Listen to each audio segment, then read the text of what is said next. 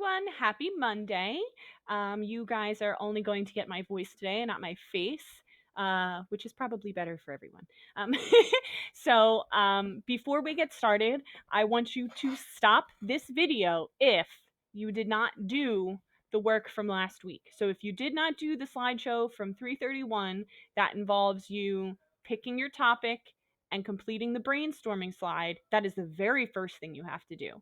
If you did not do the assignment that I gave you guys from Wednesday to Friday to complete, then you have to complete that also before you can move on.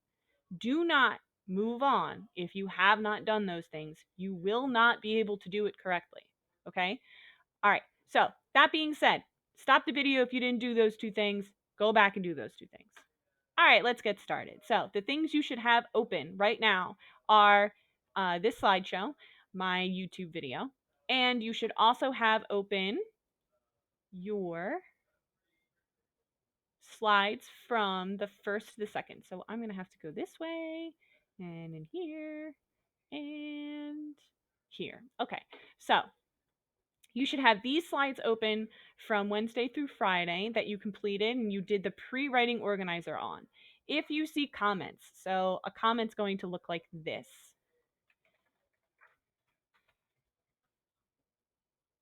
Okay, so you're going to have this little bubble on the side that says comment. So if I have a comment, if I added a comment to your slideshow, you'll see that here.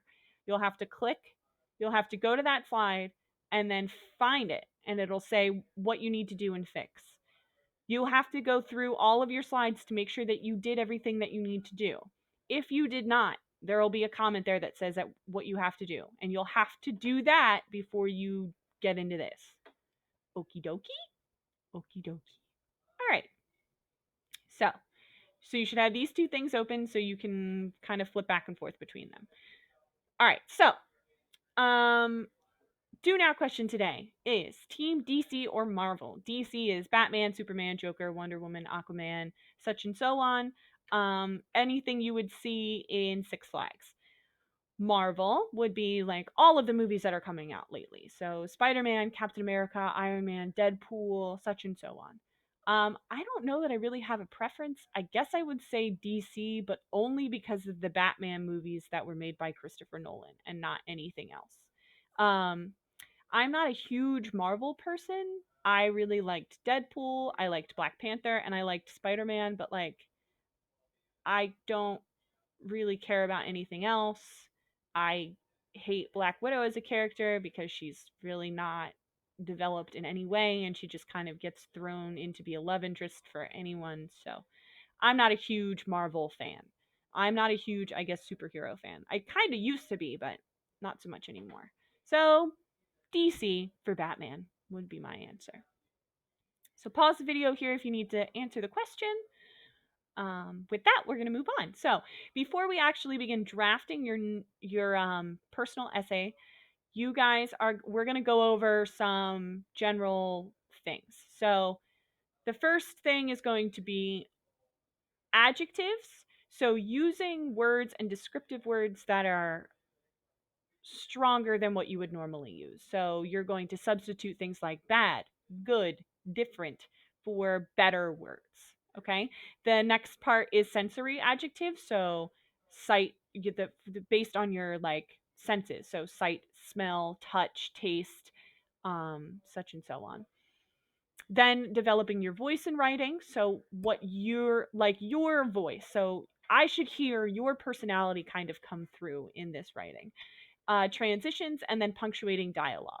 Okay? All right. So the first worksheet we're doing is called Awesome Adjectives. If you're having a hard time seeing this, you can go here to this zoom button, click the drop down, and then you can zoom in a little more. We'll go to 100. That'll make it a little easier. Anything that is filled in with pink is something that I already did for you, so you don't have to use those words. So you'll only have 4 in each section to do. I took out some of them for you. So good writers use adjectives to spice up their writing and keep their readers interested. Look at the adjectives in each word box and type in the best choice for each sentence. Use some of these adjectives in your narrative. Great. So you should use these words in your writing. If not these words, there are other words you can use too. And this is something that you might not do right away, which is perfectly fine. This might be something that we end up doing when we revise. So it might be something I ask you to go back and look through and be like, okay, like change this word to something better. Look up synonyms of this word. Okay, so our first 5 words are appetizing. Appetizing means something you look at like a food or some kind of thing that you would eat and it just looks so tasty and delicious. You would eat that right away. I'm thinking right now, if I saw sushi, I would want that so bad. I've been craving sushi for a week. It's terrible. Um, okay, gorgeous was obviously already used, but gorgeous means beautiful, absolutely lovely. Okay, course. So this isn't like course like a golf course or course like a lesson. This is course like something that is ground up in such a way that the bits that end up coming out of it are big. So you can get coarse ground salt. Salt that we normally use is very fine. It's very small little pieces. You can't really pick up a grain of salt. But if it's a coarse ground salt, you probably can. The little bits are bigger, they're thicker. If you've ever had the sugar in the raw in the brown like sugar packets, those are coarse that's coarse ground sugar. They're big pieces. Coarse can also mean like if your skin is coarse, that could mean that you're quote that you're like ashy, or my hands are always coarse in the winter time because they're so dry, they end up being like kind of sandpapery. um Tremendous means something is huge, it's gigantic, enormous. Crackling is something that something does either if it's like very hot, so something might crackle, it's a sound. um a good way of thinking of this would be pop rocks. So that's a sound. Pop rocks crackle in your mouth, or snap, crackle, and pop. So Rice Krispies crackle. So there's a sound and kind of like a popping sound that goes on with crackling. All right, so now we'll go through these. So those yellow roses look gorgeous in that vase. Those yellow roses look beautiful. Same word. Okay. The blank size of the buildings in New York City was very impressive when we visited. So think New York City, skyscrapers. What do they look like? And then find a word that means that size. Whoops, sorry. Okay. Number 3, the sand on the beach felt blank after the rain. The sand on the beach felt blank after the rain. That might be one you have to come back to. I don't think the context clues are super great in it. What does sand feel like on your skin, I guess? That would be a good way to think of it. We had fun sitting around the blank campfire. What sounds does a campfire make? We had fun sitting around the blank campfire. Number 5, the blank pictures on the menu made me hungry. All right, so keywords made me hungry. The blank pictures on the menu made me hungry. Pause here if you need a second. Go back if you need to hear the words again or the definitions or the sentences. Moving on. Okay, the next 5 words. Fidgety. Somebody might be fidgety if they can't stop moving or if they play with something. So I'm fidgety. I always play with my engagement ring, like I spin it around on my hand, or I have a necklace that I wear too and I play with that, like I move it around. I'm always like moving or like touching something. So people with like a fidget cube, that's what that is. Fidgety, somebody who can't like stop.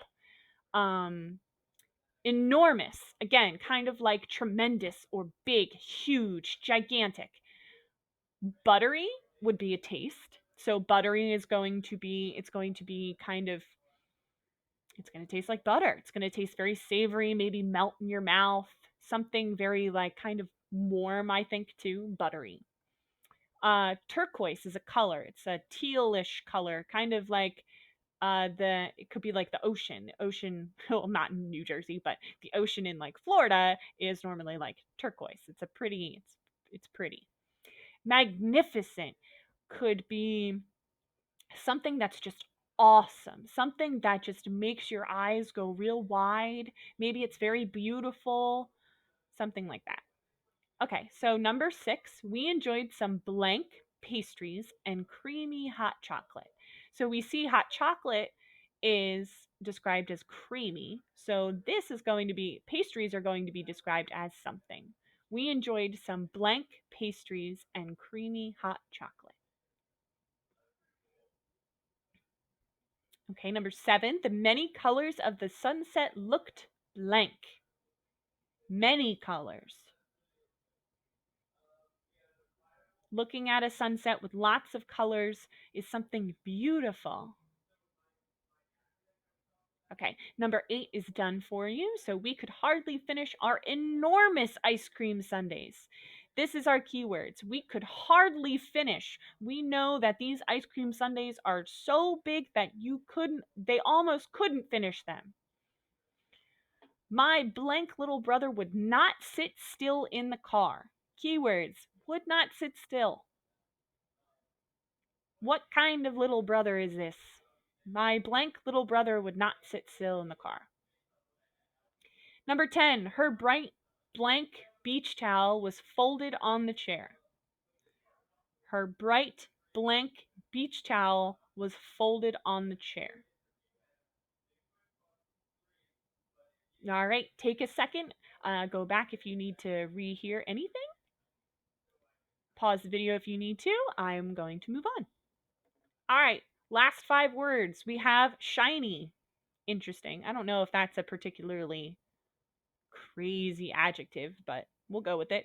Shiny means that something, I think chrome on like a car, or like when you wash your car for the first time, or a ring might be shiny. It might have shiny jewels in it.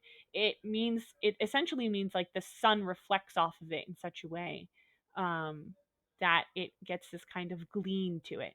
Shiny. Hilarious, something so funny.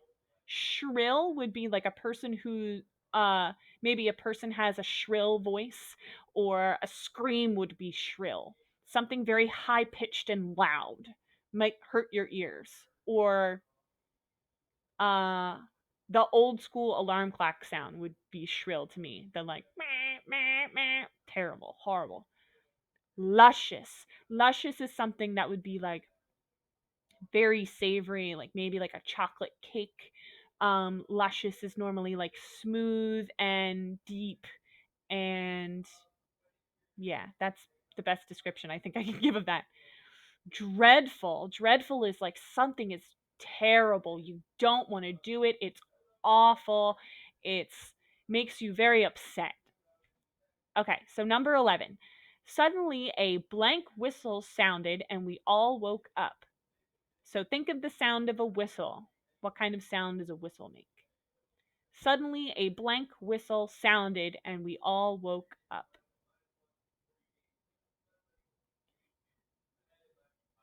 Number 12, blank strawberry shortcake was served for dessert. Strawberry shortcake is like layers of white cake and then icing, or like it's normally not really icing, it's normally like a whipped cream type of deal, and then strawberries, and then there's a strawberry syrup, and it's like a couple of layers of this. Very rich. Blank strawberry shortcake was served for dessert. Okay, number 13, the blank thunderstorm went on and on for hours. The blank thunderstorm went on and on for hours. It's something that won't stop, but we want it to stop and we hate it. Number 14, our washed blank car was now ready for our road trip. My definition should give you a hint for this. Our washed blank car was now ready for our road trip. Man, now I really want strawberry shortcake. Okay. 15. We were all laughing during the hilarious movie. Great. Make sure you get those down. Pause the video if you still need more time. Moving on. All right. Sensory adjectives to use in your writing to describe nouns. So these are some words that you can come back to. So um, if you describe a situation, maybe you're fighting with your brother or sister, so you can use any of these sounds, onomatopoeia, so words that sound like what the sound sounds like. So things um like booming or blaring or barking or banging or thumping or something like that. Smell gives you should be describing smell. So we have pungent or rancid or spoiled or sweet or flowery or fresh. And then you get the rest for the rest. So taste, sight, touch. So if you use any description of maybe a time in your childhood that you had that you remember, use some descriptive words such as this to help you. All right, next up is voice. So how to include voice. So good writing needs voice. When you put your true feelings into your writing and show your personality, you draw your readers in and make them want to keep reading. When you have voice in your writing, you're not producing boring, bland sentences. Instead, you create writing that sounds uniquely your own and and expresses your ideas vividly. So, how to include voice? You're going to use exclamation points to convey emotion. So, if you really want to emphasize a point, you use exclamation points. You've seen how I write things. I write things with exclamation points all the time. Reveal what you are actually feeling. So, tell me what you're feeling in these instances. When you think back to your childhood, are these memories that you're coming up with all great? Are they awful? Really, like, convey that emotion to me. You can use hyperbole to create humor. So hyperbole means like exaggerating. Um, so these examples are we could smell that food from a mile away, or it was taking forever to get on the roller coaster. Like exaggerate. You guys are pretty good at that. Similes, metaphors, and personification. So use comparisons. Use make things interesting. And then idioms. Idioms are pretty good. Idioms we use all the time to explain like the way things are. So they're expressions that don't literally mean what their words are saying, but they're fun. So um, saying things like it was a piece of cake, like that means that a certain situation wasn't literally a piece of cake; it was easy. You understand that. Something costing an arm and a leg, it costs a lot of money. Did the person actually pay by cutting off their arm and leg? Probably not. um if you're sitting on the fence about something, you're not literally sitting on a fence, you're unable to make a decision. You can't go to either side. So using idioms is a great way to really try to express what you're trying to say. And finally, transitions. So transitions should be used throughout your writing so that way you have quality flow. So if these transitions aren't enough for you, you can always look them up. All you have to do is type in transitions for writing, right? And then you come here and look at that. Look at this. We got plenty, plenty, plenty, plenty. You don't even have to go to images. You could just go to the regular website and just go through all the writing center. Great. They'll give you a nice list of transitions to use. Okay. So, okay, last part before we actually start writing. So, punctuating dialogue.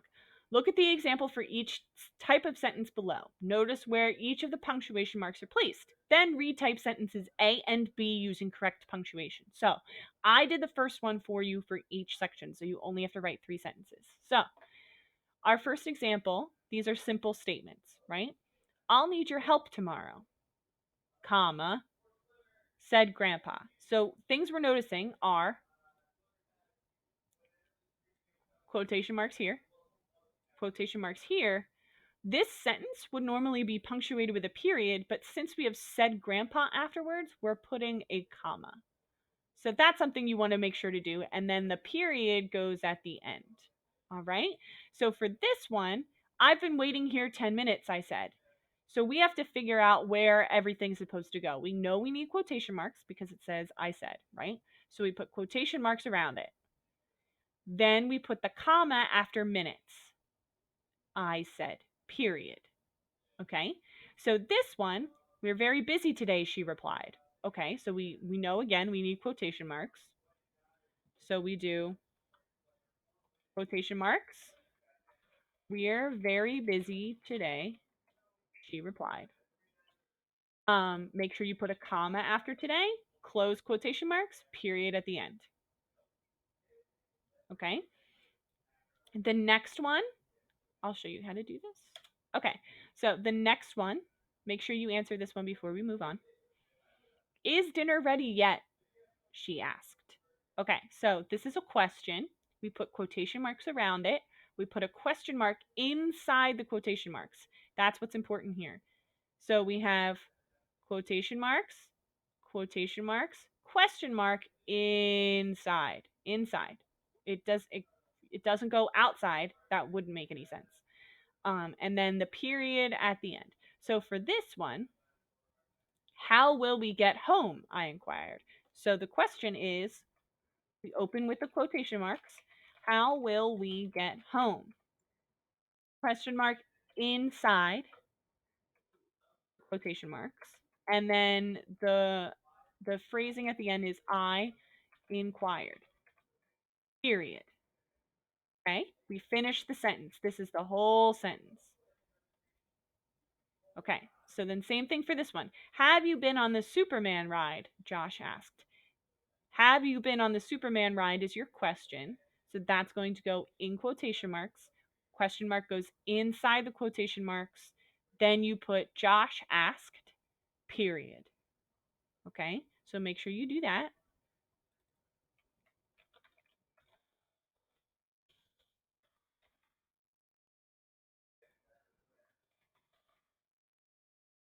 Okay. Stop all the arguing, Dad yelled. This is for exclamation points. Same kind of deal as the question marks. Exclamation point goes inside of the quotation marks. And then Dad yelled, period. Whoops. Everyone get out of the way, shouted the paramedic. Okay, so we know everyone get out of the way. Boop. All right, so we know that this is a statement. Everyone get out of the way. Exclamation point. Close quotation marks. Shouted the paramedic. Period. Full sentence. So the one that you're going to do is, I can't believe we won the game, she screamed. So I can't believe we won the game is our exclamation. So you're going to open quotation marks. I can't believe we won the game. Exclamation point. Close quotation marks. Space. She screamed. Period. And that should be it. Now, if any of this stuff were to come at the beginning, so say we had something like, if we were to switch this sentence around, right? We would do, Dad yelled, comma, stop all the arguing, exclamation point, and that would finish the sentence. If we were to do this top one, I'll need your help tomorrow, said Grandpa. We're going to do Grandpa said, comma, I'll need your help tomorrow, period, quotes. Punctuation always goes inside. Okay? All right, now we're going to actually do the work. Are you ready, Freddies? All right. So we're going to write our lead. So there are two types of leads that you can write for your introductory paragraph. So since you're going to be talking about who you are and who you believe yourself to be, you can do this in two ways. You can either start with dialogue, so you could have a conversation between two people that shows your personality and who you are, or you can do a background. So you could just kind of tell a story that shows us who you are, or you can do a combo of both. So on this page, you're going to write your lead. So you can either write a background lead, a dialogue lead, or a combo of both and write it here. So what I did on the next slide is I gave an example. So I did a little bit of both. Hi, chickens, I squealed down the hallway. A group of about 8 students turn and wave emphatically at me before entering my classroom. I'll tell you something. I love my job. So that's my intro to me, right? Right away, this shows me, doesn't tell me what I am. You know from this that I have students, so therefore I'm a teacher, right? I love my job. Okay? I really care about this job. You also learn that I'm, extroverted, maybe a little loud just from hi chickens, and I'm kind of goofy. I don't really take life super seriously. Um, awesome. So this is something I want you to think about. Think about maybe a situation that either happens to you every day or maybe like a really good story about yourself that you could use for your lead. Pause the video, take a moment to do that. It should be at least 2 to 3 sentences. Okay, sentence number 2 is going to be is going to connect your lead to your thesis statement. So it might be easier to do number 3 first, right? So you're going to need your pre-writing slides to do this. So that should be right here, right? This is your thesis statement, is what you wrote for your introduction. So if you didn't do this part, then you're gonna have to do it. So your introduction is going to be what you believe to be true about yourself. So I am Stephanie Evans and I am nerdy, extremely giving, and a big goofball. So I'm going to copy that and then I can paste it right here. Oops. Great. You can keep the formatting and everything if you want. If you don't want that, you do Control Shift V, whatever. It should paste red if you do it that way. Okay. So now you have to take, sorry, now you have to take this information and you have to connect these two things, right? So you can't just go from, I'll tell you something, I love my job. I am Stephanie Evans and I am nerdy. It just doesn't really flow well. So I need to kind of go into the fact that I love my job. I need to go into the fact that I'm a teacher a little bit. So I do this by kind of giving some background on myself. So nothing makes me happier than hearing "Hi, Miss Evans" at any time of day. I could be at Wawa at 2 a.m. and hear that phrase and I would smile. My teaching career is important to me and it has made me into who I am now. There we go. It has made me into who I am now. I am Stephanie Evans.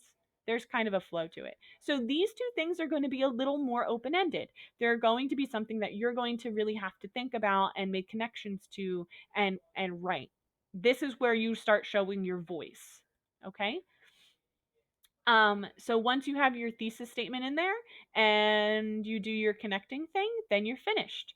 So make sure that you fill this whole thing out. Make sure you have um, slide 9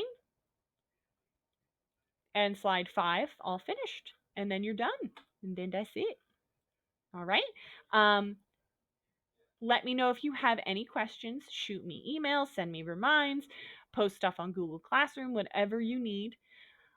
If you're not doing this work, then I'm calling home, and some of you already know that I've done that. So great. So make sure you get everything done.